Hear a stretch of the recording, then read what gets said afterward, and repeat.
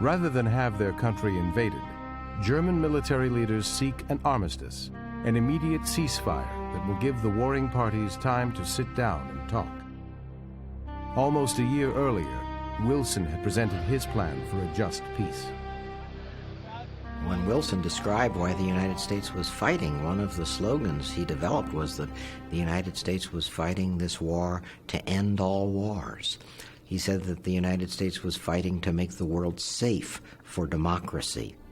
When Lenin takes over, he makes public secret treaties, and that basically shows that while the Allies claimed that they were fighting a war for right and democracy and human freedom, that behind closed doors they had negotiated these territorial exchanges of what they were going to gain when they won. And so this just seemed like, they're just fighting a war of conquest just like Germany is, so what's the difference?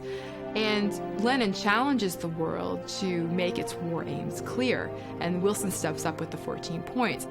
14 different headings of how the world should be reordered after the war to create what he called a peace without victory.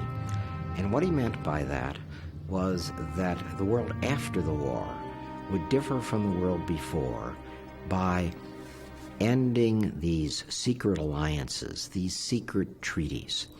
He thought that the war had been so devastating to the participants in Europe that now they would be willing to end this kind of greed that had led to the war. And history since then has been a contest over whose vision would win out, a realist view of that nations are basically bad and that they will fight each other, and you just got to build up your strength as much as you can and deal with others that way from a position of strength, or that nations are capable of cooperating.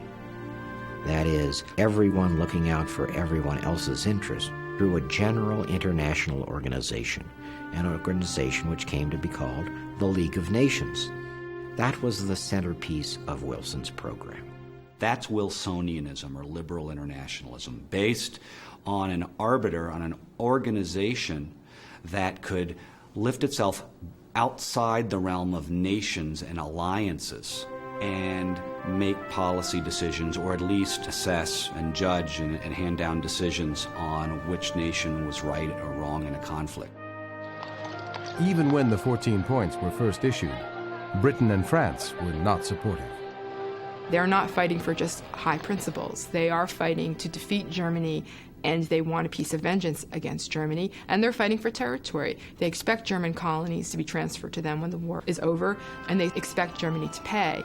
So Wilson issues the 14 points. Clemenceau doesn't even read them until Germany sues for an armistice based on them. And so right there, we're seeing the foundation for problems that will become clearer when the peace is actually being negotiated.